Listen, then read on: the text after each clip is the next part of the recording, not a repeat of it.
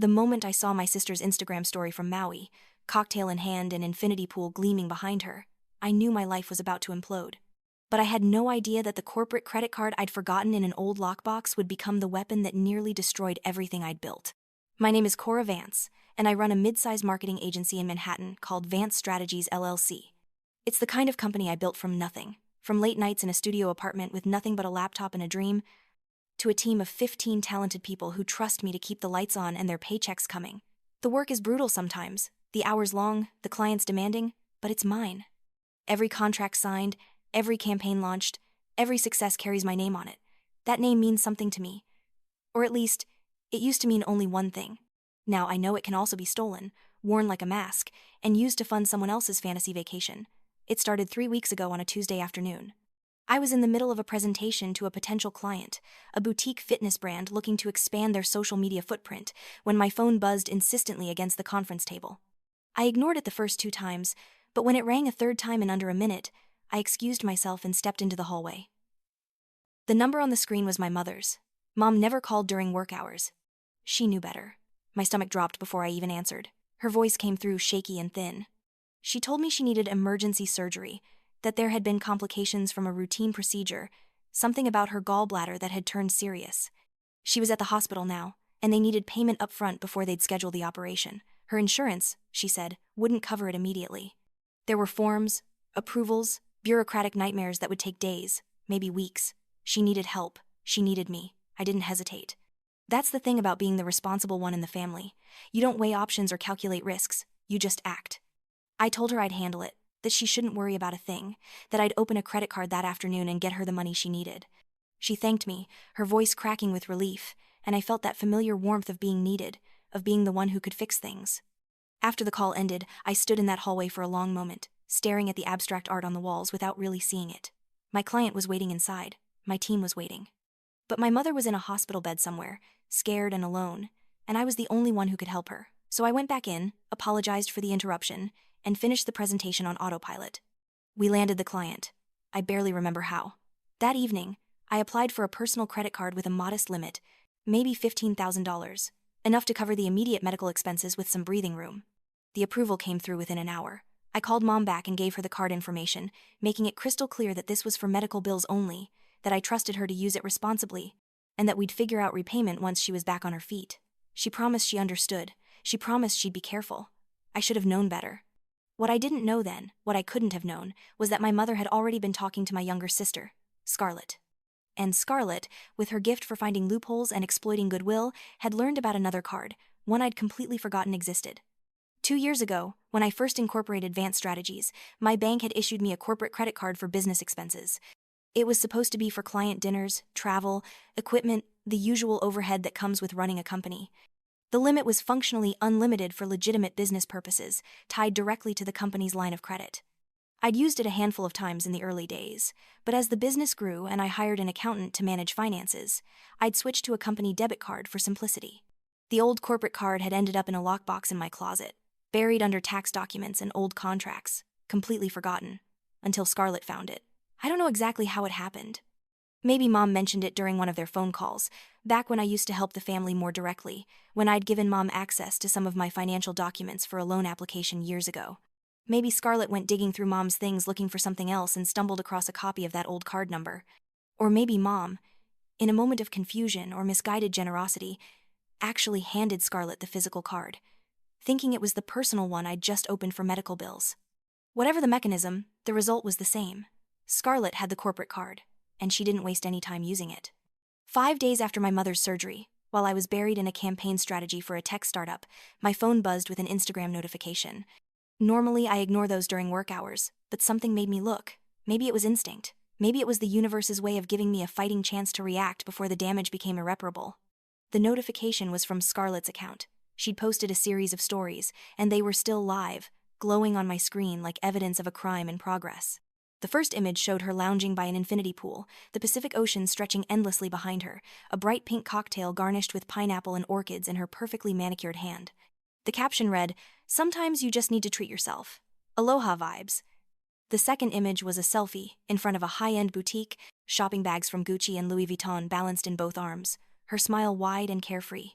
The third was a sunset dinner shot, a table laden with expensive seafood and champagne, the kind of meal that costs more than most people's weekly grocery budget. I scrolled through them all, my coffee growing cold in my hand, my heart rate climbing with each new image. Scarlett was in Hawaii. Scarlett, who'd been complaining about being broke for the past 6 months, who'd asked me for gas money just last month, who'd somehow never managed to hold down a job for more than a few weeks at a time, was staying at what looked like a 5-star resort in Maui. I called her immediately. She picked up on the third ring, and I could hear the sound of waves in the background, the distant laughter of other vacationers. Her voice was bright, almost giddy. "Hey, what's up? Where are you?" I asked, keeping my tone even, though my jaw was clenched so tight it hurt. "Maui. Can you believe it?" I know. It's so last minute, but I just needed to get away, you know? Clear my head. The energy here is amazing." "And how exactly did you afford that?" There was a pause. Then she laughed, a sound that made my skin crawl. "Oh, don't worry about it. I used your card." My blood went cold. My card only has $15,000 on it, and that's for Mom's medical bills. "Scarlett, what the hell are you talking about?" "Not that one," she said, and I could hear the smirk in her voice. "The other one. The gold one. I've only spent, like, 100,000 so far. Maybe a little more. But it's fine. The limit is huge. You're not even going to notice." For a moment, I couldn't speak. My office suddenly felt too small, the walls pressing in. $100,000. She said it like it was nothing, like she was talking about borrowing $20 for lunch. "The gold one," I repeated slowly, my brain struggling to catch up. "Scarlett, I don't know what you're talking about. The only card I opened is the one for Mom." "Oh my God, are you serious right now?" She laughed again, sharper this time. "Hold on, I'll prove it." My phone buzzed with an incoming photo. I pulled it away from my ear to look, and there it was, my corporate credit card, the one I'd forgotten, with my name embossed across the front in gold letters. Cora M. Vance. And beneath it, Vance Strategies LLC. My vision blurred at the edges. That wasn't a personal card. That was my business card. That was my company's line of credit, tied to contracts and payroll and vendor payments. That was the financial infrastructure that kept 15 people employed and my reputation intact. "Where did you get that?" I asked, and my voice sounded distant even to my own ears. "Mom gave it to me," Scarlett said brightly. "She said it was fine, that you'd want me to have a break. You work so hard, Cora. You of all people should understand the importance of self-care." Before I could respond, I heard my mother's voice in the background, faint but unmistakable. Then she was on the phone, her tone defensive. "Honey, I thought it was the same card you opened for me. I didn't know you had two." Scarlett just said she needed a little getaway, and I thought, well, you've always been so generous with the family. I hung up. I sat there in my office chair, staring at the photo on my phone, and felt something inside me crack. Not break, not yet. But crack, like ice on a frozen lake when you ventured too far from shore. $100,000, maybe more. Spent on cocktails and shopping bags and infinity pools while I worked 70-hour weeks to keep the lights on. I picked up the phone again and called my lawyer. Maya Rodriguez was a force of nature in a Valentino suit. She'd help me incorporate the business, negotiate contracts with difficult clients, and navigate a non-compete clause when one of my former employees tried to poach half my team. If anyone could help me navigate this nightmare, it was her. She answered on the second ring. "Cora, what's wrong?" I loved that about Maya. She didn't waste time with pleasantries. She heard the tone in your voice and got straight to the point. I told her everything. The medical emergency, the personal card I'd opened, the corporate card I'd forgotten, Scarlett's vacation, the Instagram stories, the amount. When I finished, there was a long silence on the other end. "Cora," Maya said finally, her voice careful and measured, "I need you to answer one question. Do you want to handle this civilly, or do you want to go nuclear?" "What's the difference?" "Civil means we report it to the credit card company, file a fraud claim, and let them handle recovery. You might get your money back, but Scarlett probably faces minimal consequences. Nuclear means we pursue criminal charges, federal fraud charges, specifically, given the amount. She won't just lose the money, she'll have a record." I thought about Scarlett's laugh on the phone. The way she'd said, "You're not even going to notice." The shopping bags and the sunset dinners and the sheer audacity of stealing my identity, my company's resources, and calling it self-care. "Both," I said. "I want both." Maya didn't even pause. "I'll get started. Don't contact Scarlett or your mother until I tell you to. And Cora, forward me those Instagram stories before she deletes them." I did. Then I sat in my office and watched the sky outside darken from blue to purple to black, and I realized that everything was about to change. The next morning, Maya moved with surgical precision. She filed a fraud report with the credit card company, complete with transaction logs, location data pulled from Scarlett's social media posts, and a statement from me confirming that I had never authorized anyone to use that card. The total, as it turned out, was even worse than I'd thought. $134,218.88.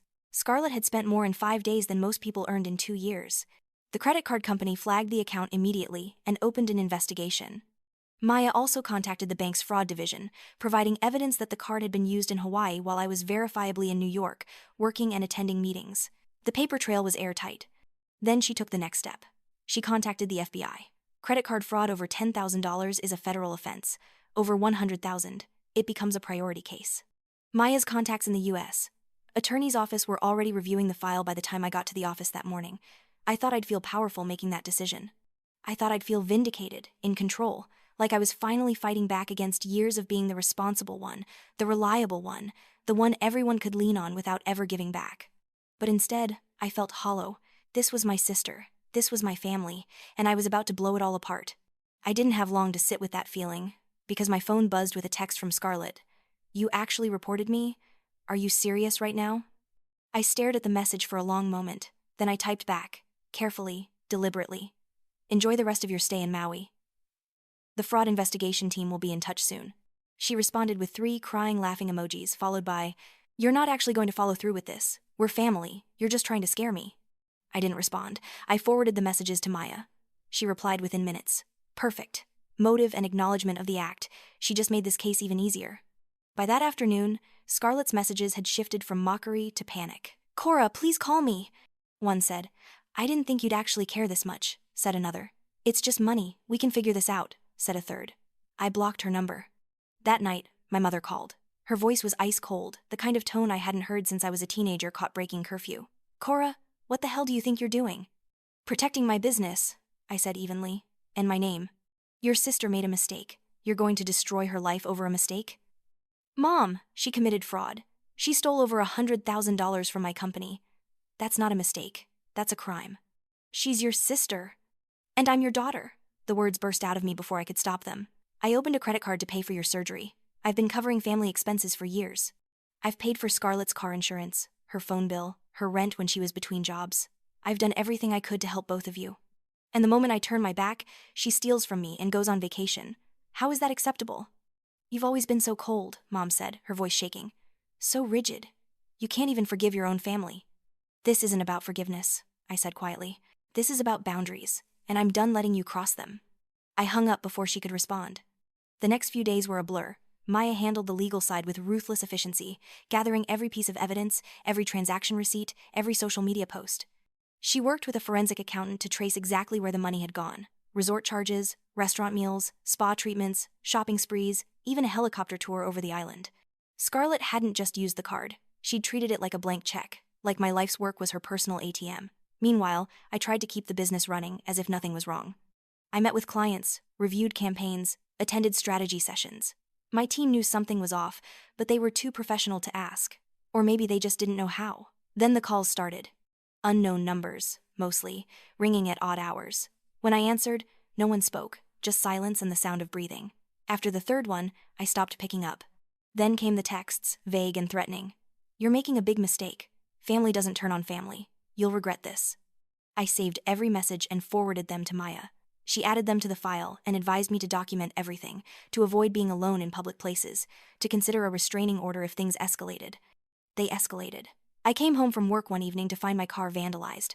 Someone had thrown eggs at it, dozens of them, coating the windshield and hood in a sticky, rotten mess. The windshield had a spiderweb crack across the passenger side, like someone had struck it with a rock or a bat. I stood in the parking garage, staring at the damage, and felt a strange calm settle over me. This was real. This was happening. And I wasn't going to back down. I called the police, filed a report, and had the building's security footage pulled. The cameras caught a figure approaching my car around midnight, face obscured by a hoodie, but the license plate of the car they arrived in was clearly visible. It was registered to my mother's address. Scarlett's car. Maya had the footage within an hour. "This just became harassment and property damage," she said, her voice almost gleeful. "She's not just a thief anymore. She's spiraling." 2 days later, Scarlett was served with a subpoena.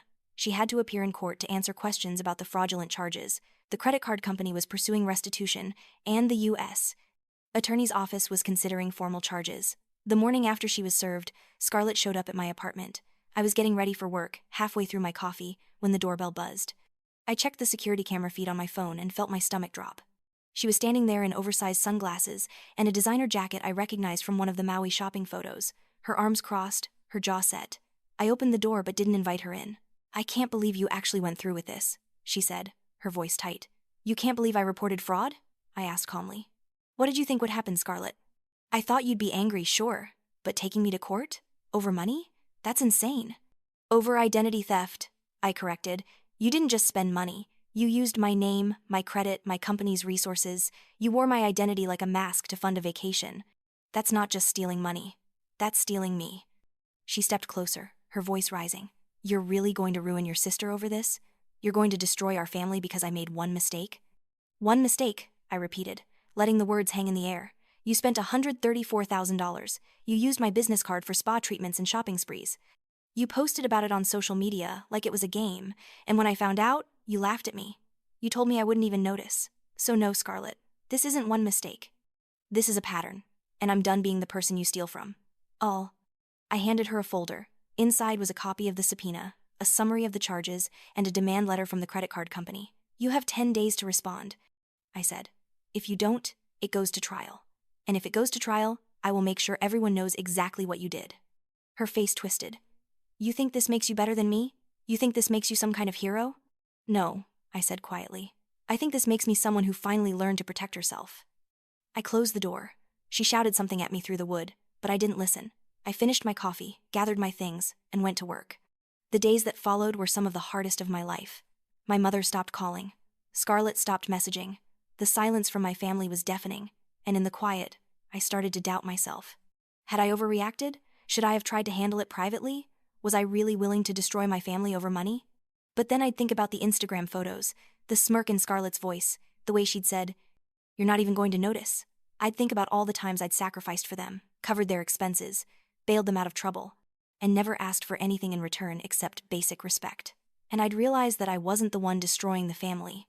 They'd already done that when they decided my trust was something they could exploit. Maya kept me grounded. She reminded me that what Scarlett did was illegal, that the credit card company had a legal obligation to pursue restitution, that I had every right to protect my business and my name. She also reminded me that I didn't owe anyone access to my resources, not even family, and that love without boundaries wasn't love at all. Meanwhile, the investigation moved forward. The credit card company's fraud division confirmed that the charges were unauthorized and agreed to reverse them, but they also filed a civil suit against Scarlett to recover the funds. The U.S. Attorney's Office reviewed the case and decided to pursue formal charges. Federal fraud, a felony, Scarlett tried to negotiate. She sent me an email at 2 a.m, begging me to drop the charges, promising she'd pay back every cent if I just let it go.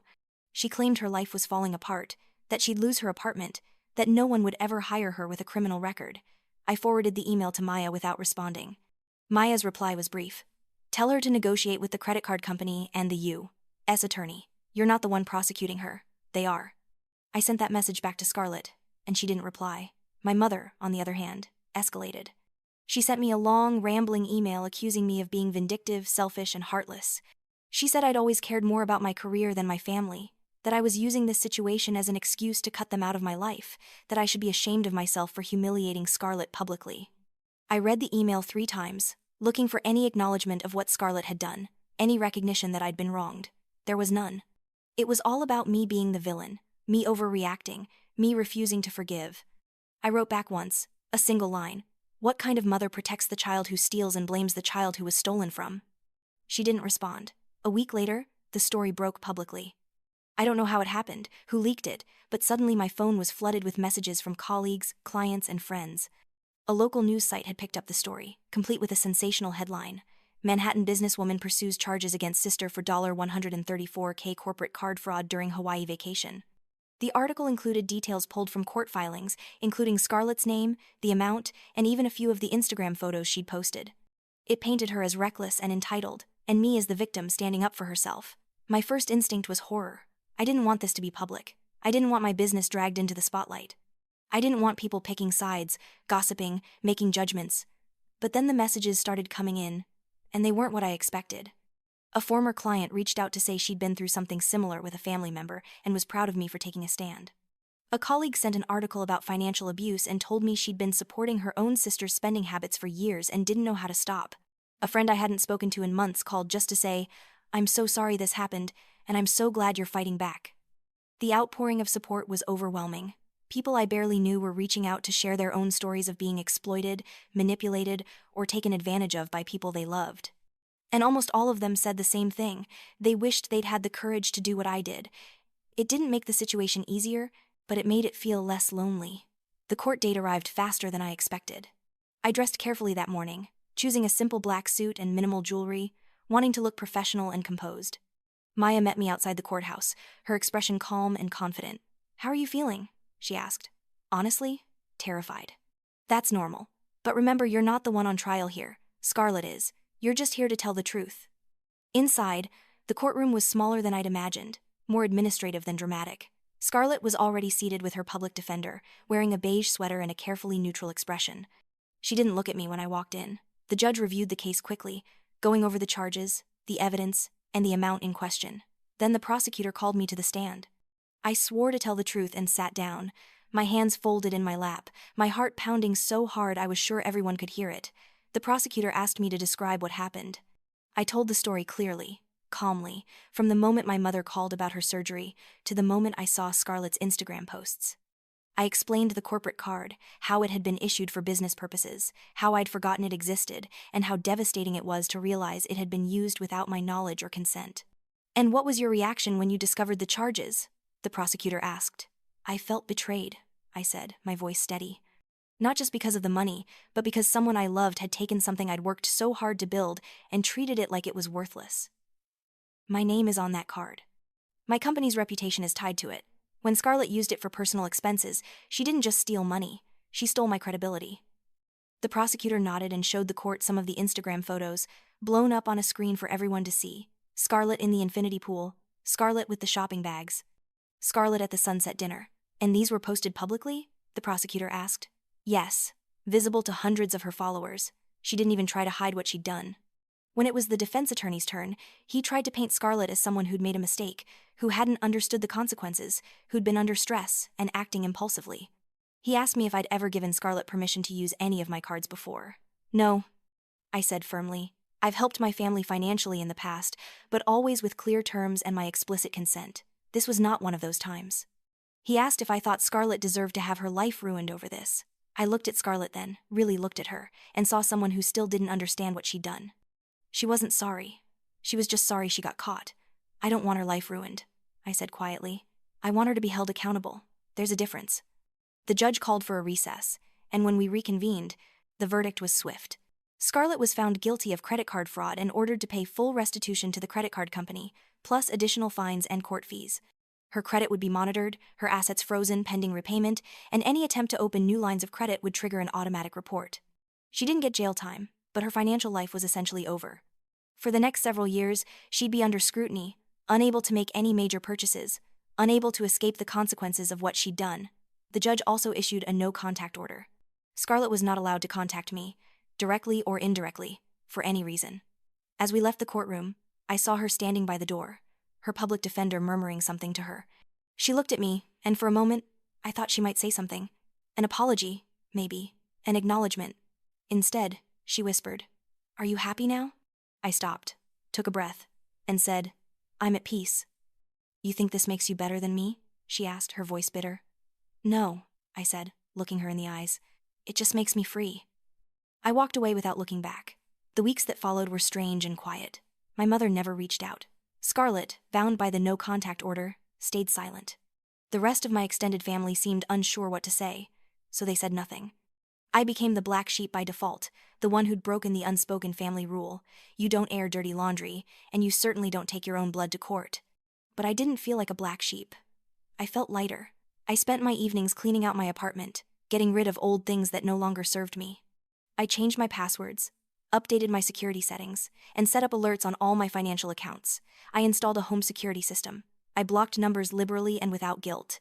And I started going to therapy. My therapist, Dr. Ellen Cho, was a calm, insightful woman in her 50s who specialized in family trauma and boundary setting. In our first session, I told her everything, and when I finished, she asked me one question: "Do you feel guilty?" "Yes," I admitted. "All the time. I feel like I should have handled it differently, like I should have been able to fix it without destroying everything." "Cora," she said gently, "you didn't destroy anything. Scarlett did that when she stole from you. Your mother did that when she enabled it. You just refused to keep pretending it didn't happen." Over the following weeks, Dr. Cho helped me see patterns I'd been blind to for years. The way I'd been conditioned to be the responsible one, the fixer, the person who sacrificed so everyone else could be comfortable. The way my family had learned they could lean on me without ever giving back because I never asked them to. The way I'd mistaken their dependency for love. "Setting boundaries doesn't make you selfish, doctor," Cho told me during one session. "It makes you honest. And honesty is the foundation of real relationships." I started practicing that honesty in small ways. I stopped answering questions about my finances from distant relatives. I declined invitations to family events where I knew I'd be expected to play the villain. I stopped apologizing for protecting myself. And slowly, I started to feel like a person again, not just a resource. 3 months after the trial, I was walking through Soho on a Saturday afternoon, enjoying the rare luxury of a free weekend, when I passed a jewelry store. In the window, there was a simple gold bracelet, delicate and understated, the kind of thing I'd never buy for myself because I always prioritized practicality over beauty. I went inside and bought it. The saleswoman wrapped it carefully and handed me the receipt. My name was printed at the top, clear and unmistakable: Cora M. Vance. I stared at it for a moment, remembering how violated I'd felt seeing that name on the credit card statements for charges I didn't make, for a life I hadn't lived. But this was different. This was mine. Bought with my own money, on my own terms, for no reason other than because I wanted it. I put the bracelet on as I left the store, feeling its weight on my wrist, and thought about something my grandmother used to say before she passed. "The people who love you don't make you prove it." I'd spent so much of my life trying to prove I was worthy of love, trying to earn my place in my own family by being useful, by being giving, by being endlessly available. And in return, I'd been taken for granted, exploited, and blamed when I finally said no. But I didn't need to prove anything anymore. That evening, I went home to my apartment, the one I'd chosen and furnished and paid for entirely on my own. I made dinner, poured a glass of wine, and sat by the window, watching the city lights flicker to life below. There were no angry phone calls, no guilt-tripping texts, no unexpected crises that required me to drop everything and fix someone else's problems. Just quiet, just peace. I opened my laptop and looked at the folder where I'd saved all the documents from the case, the court filings, the evidence, the transaction logs, the messages. For a moment, I considered deleting it all, erasing the proof that any of this had happened. But then I created a new folder instead, labeled it Boundaries, and moved everything inside. Not to dwell on it, but to remember. To remind myself that I'd survived, that I'd stood up for myself, that I'd chosen my own well-being over the comfort of people who'd never done the same for me. And then I opened a new document and started writing. Not about the trial or the fraud or the family drama, but about the future. About the projects I wanted to pursue at work. About the places I wanted to travel. About the kind of life I wanted to build now that I wasn't carrying the weight of everyone else's expectations. A few weeks later, I got an unexpected email from a former colleague, someone I'd lost touch with after she moved to California. She'd seen the news story about the case and wanted to reach out. Not to offer pity or judgment, but to tell me something I didn't expect. "I always admired how much you cared about your family," she wrote, "but I also saw how much it cost you. I'm glad you finally chose yourself. That takes more courage than most people ever have." I read that email 3 times, feeling something unlock in my chest. For so long, I'd worried that setting boundaries made me cold, that protecting myself made me selfish. But maybe it didn't. Maybe it just made me human. I wrote back, thanking her, and we made plans to meet up the next time she was in New York. 6 months after the trial, I was sitting in a coffee shop near my office, reviewing a contract for a new client, when I saw Scarlett. She was across the street, walking with someone I didn't recognize, her head down, her shoulders hunched. She looked thinner, older, like the weight of consequences had finally settled on her. For a split second, I felt a pang of something, not quite sympathy, but a distant echo of the sisterhood we'd once had, back when we were kids sharing a bedroom and dreaming about who we'd become. Then I remembered the Instagram photos, the mocking laugh on the phone, the way she'd worn my name like a costume and discarded it just as easily. I looked back down at my contract and kept working. She passed by without seeing me, and I let her go. That moment taught me something important. Forgiveness doesn't always mean reconciliation.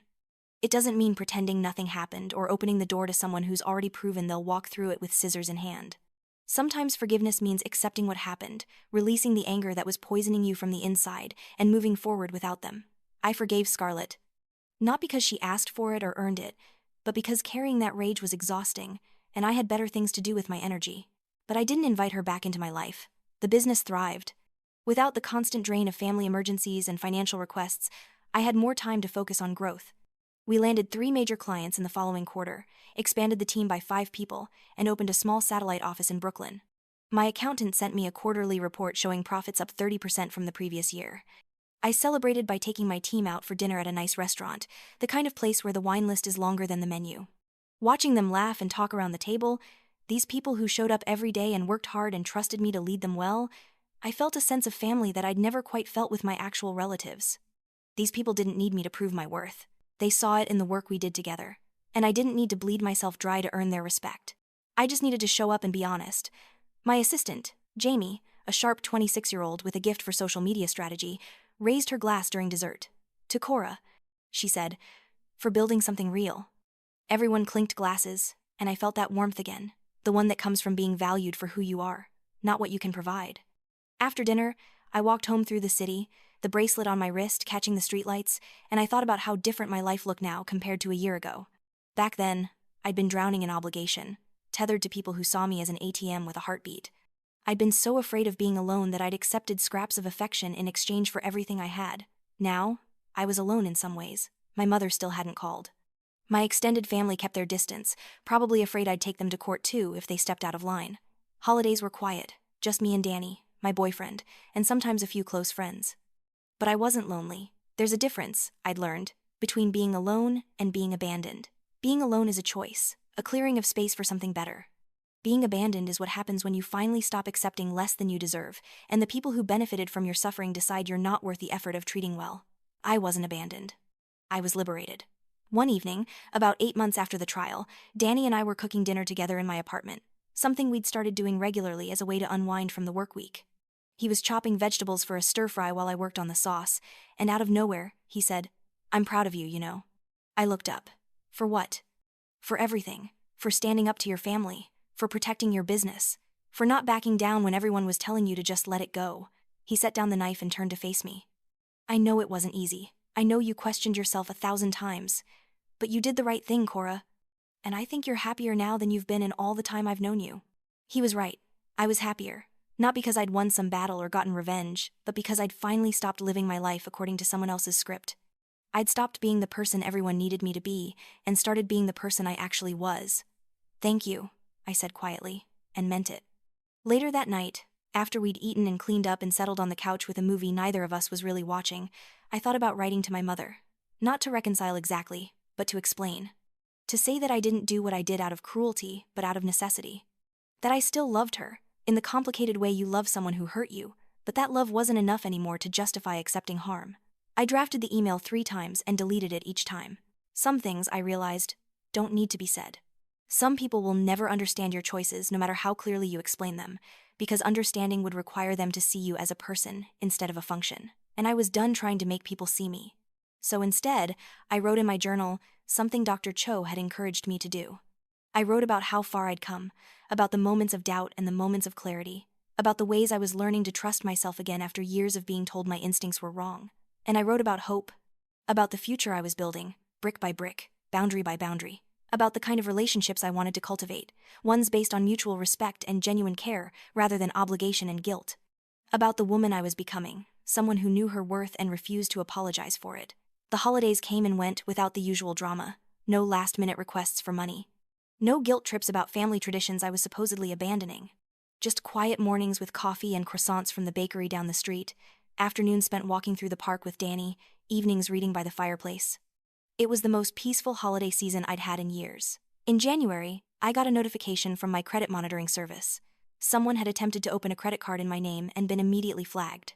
The application had been denied, and the authorities had been notified. I checked the details.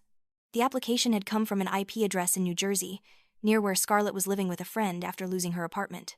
She was still trying, still looking for a way to use my name for her benefit, still refusing to accept that those days were over. I forwarded the information to Maya, who forwarded it to the court. It was a violation of the restitution agreement and the no-contact order. Scarlett's probation officer would be notified, and additional penalties would be assessed. I felt nothing as I did it. No anger, no satisfaction, no regret. just a simple recognition that some people never learn, and protecting yourself from them isn't optional. Spring arrived with the kind of optimism that only comes after a hard winter. The city bloomed with color, and I found myself noticing small beauties I'd been too stressed to see before.